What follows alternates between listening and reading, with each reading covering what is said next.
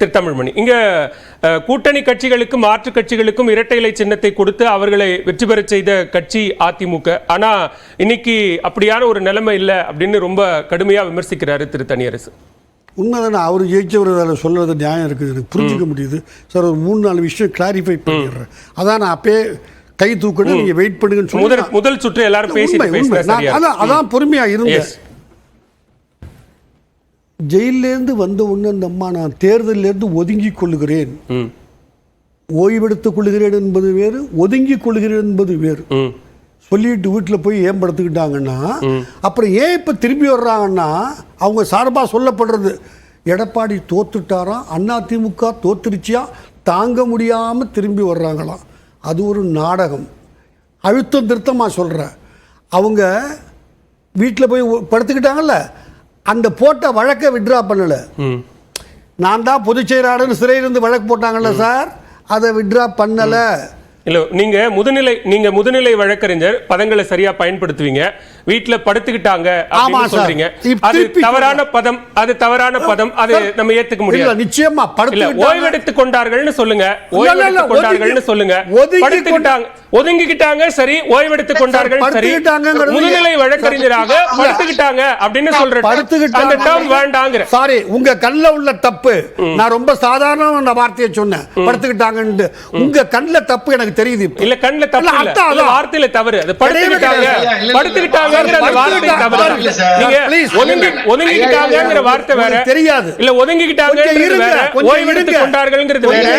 காமராஜர் சொன்னாரு படுத்துக்கிட்டு ஜெயிப்போம்னு. முதுநிலை வழக்கறிஞர் தமிழ்மணி அந்த வார்த்தையை பயன்படுத்துறாருன்னு நான் கேட்கிறேன். படுத்துக்கிட்டு ஜெயிப்போம்னு ரெக்கார்ட்ல இருக்குது. இன்னைக்கு நேத்து இல்ல, அந்த வார்த்தை புது வார்த்தை கிடையாது. எனக்கு வேண்டாம், சொல்லுங்க, இது தப்பு. அவர் அவரால் தாங்கி முடிய ஒரு தோல்வி. அந்த அம்மா சார், திமுக கூட்டணி வலிமையா இருக்கு, எனவே அதிமுக நீங்க பதில் சொல்லுங்க, நீங்க பதில் சொல்லுங்க, அடுத்து வர பதில் சொல்லுங்க சார். திமுக கூட்டணி பெரிய வலிமையான கூட்டணி, அதிமுக தோத்து போயிடும். நாம இப்போ ஒதுங்கிக்கிட்டு அரசியல் இடமே வரமாட்டேன்னு சொன்னோம்னா தான் அதிமுக தோத்தா நம்ம வேல்யூ தெரியும், நம்ம அரசியலுக்கு வரலாம்னு நினைச்சு அதனால தான் அந்த வழக்கை அவங்க விட்ரா பண்ணல. போட்டு ஜெயில இருந்து போட்டாங்க. நான் பொதுச் செயலாளர் இருந்து நிஜமாவே விட்ரா, அரசியலை விட்டு ஒதுங்குறதா இருந்தா விட்ரா பண்ணியிருப்பாங்க. விட்ரா பண்ணலை அவங்க. அது அதனால் இப்போ ஏதோ தோல்வி ஆயிடுச்சு, காப்பாற்ற வரேன்னு சொல்றாங்க இல்லையா, யார் சார் அவங்க? சார், தார்மீக அடிப்படையில் ஒரு விஷயத்தை விட்டு கொடுத்து பார்க்கறதுக்கும் சட்ட ரீதியா ஒரு உரிமையை ஹோல்டு பண்றதுக்கும் வித்தியாசம் இல்லையா?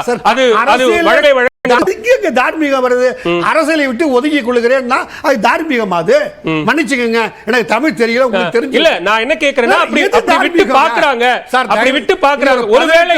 ஒருவேளை திரு எடப்பாடி பழனிசாமி தலைமையில் அதிமுக வெற்றி பெற்றிருந்தால், இல்ல அதிமுக வெற்றி பெற்றிருந்தால் சசிகலா வந்திருக்க மாட்டாங்க. சசிகலா வந்திருக்க மாட்டாங்க. நீங்க யார் சொல்றதுக்கு? அவங்க அதை ஒரு நாடகமா நடத்துறாங்க. பழி தோத்து போச்சுங்கிற பழிய இபிஎஸ் நாடகம்னு நீங்க எப்படி மதிப்பீடு செய்றீங்களோ அப்படித்தான் நானும் கேக்குறேன்.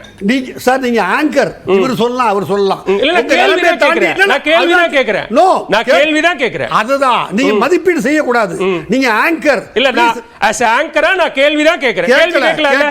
கேள்வி கேட்கல. இது நான் கேள்விதான் கேட்டேன். நான் கேள்விதான் கேட்டேன். சார், அந்த அம்மா ஒரு நாடகமா நடத்திட்டு கெட்ட பேர் இபிஎஸ்க்கு போகட்டும், திருப்பி வர்றேன் சார். யார் சார் அவங்க? இந்த நாட்டுக்கு செக்கிழுத்த செம்மலா?